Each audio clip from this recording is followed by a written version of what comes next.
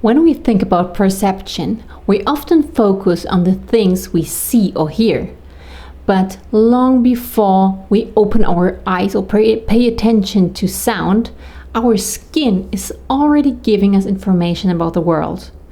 Touch is the earliest sense we rely on, and it quietly shapes how safe, calm, or overwhelmed we feel. The tactile system isn't just about knowing whether something is smooth or rough. It tells us where our body ends and the world begins. It gives us feedback about pressure, temperature, texture, and movement. And depending on how sensitive or how muted that system is, the exact same moment can feel soothing, irritating, or barely noticeable at all. Some people experience touch very intensely, like a light brush on the arm might feel sharp or uncomfortable, and a fabric that most people ignore might be distracting the whole day. And others sit on the opposite end. They barely register light touch and naturally gravitate towards stronger sensations like firm pressure, tight clothing, or heavy blankets.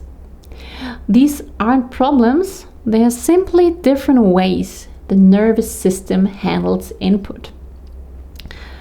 Touch also influences how grounded we feel. If the tactile input is predictable and balanced, it creates a sense of stability. If it's too strong or too weak, the brain has to work harder to interpret what's happening. That extra work can quietly affect focus, mood, or the ability to relax, sometimes without the person even being aware of why. And one thing many people don't realize is how much our skin is just constantly doing. Even when we're not moving, we feel clothing on our shoulders, we feel the texture of the chair or the temperature of the air. We don't consciously think about it, at least not when everything feels just right, but when the tactile system processes that information differently, these tiny details suddenly become noticeable. Some people avoid certain fabrics, for example, or dislike being touched unexpectedly. Others seek tactile input through movement, through pressure of texture. And these patterns aren't about preferences in the everyday sense. They are rather about clarity. A sensation is predictable, then it feels safe. A sensation that is too faint or too sharp can feel confusing or uncomfortable. What's interesting is how our brains respond to repetition.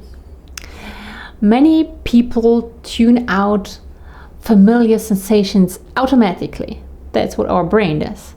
Like the feeling of the watch on our wrist or the background hum of a room. But for others, repeated input becomes stronger instead of fading into the background, and a texture or a sound might grow more noticeable the longer it's present. The brain doesn't treat it as old information. It treats it as a new information every time. And this can influence emotional balance too. When the body isn't sure how to interpret a sensation, it can push the nervous system into a more alert state. Think of the feeling when a fire alarm suddenly goes off in a quiet room. Our whole body reacts, even if you know it's a test. Now imagine the same kind of alertness happening quietly in response to something as simple as clothing or background movement. It's subtle, but it uses up our energy.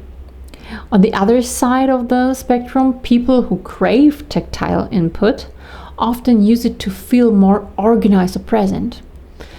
Firm pressure, for example, weighted materials, physical activity, or certain textures can provide a sense of structure for the body. It's not about fixing anything, it's simply about giving the brain the signals it needs to feel oriented, it needs to feel where the body is, actually where the body is in the room. And touch also has an emotional side. For many people, touch is communication.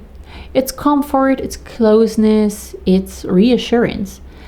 But if the tactile system processes input differently and more intensely, even kind or gentle touch can feel surprisingly intrusive. That doesn't mean a person dislikes connection, it just means their body reacts differently. And they might need more control over when and how touch happens. And the opposite happens too.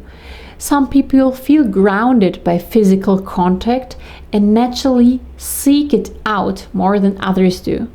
They might enjoy deep pressure, firm hugs, or certain textures because it helps them feel more balanced. Both experiences are valid and completely natural. What fascinates me the most is that these differences are often invisible. You can stand just next to someone who looks completely calm without realizing that they are filtering a flood of tactile information, that their brain is filtering a flood of tactile information, or even barely registering any of it at all. And because touch covers our entire body, it influences far more of our experience than we tend to notice. Usually we just give more weight to what we see or what we hear, but we should put more that's actually funny. We should put more attention on what our skin feels, I think. For me, understanding the tactile system has changed the way I interpret behavior in myself and in others. When someone, for example, avoids fabric, prefers certain materials or dislikes tags on clothing, or isn't comfortable with spontaneous touch, it's often not about preferences or personality. It's simply the body communication it needs. And touch isn't just a physical sense.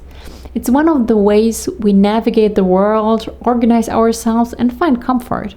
And once you become aware of how individual these tactile patterns are, you start to see how much they shape everyday life, quiet, constantly, and uniquely for each single person.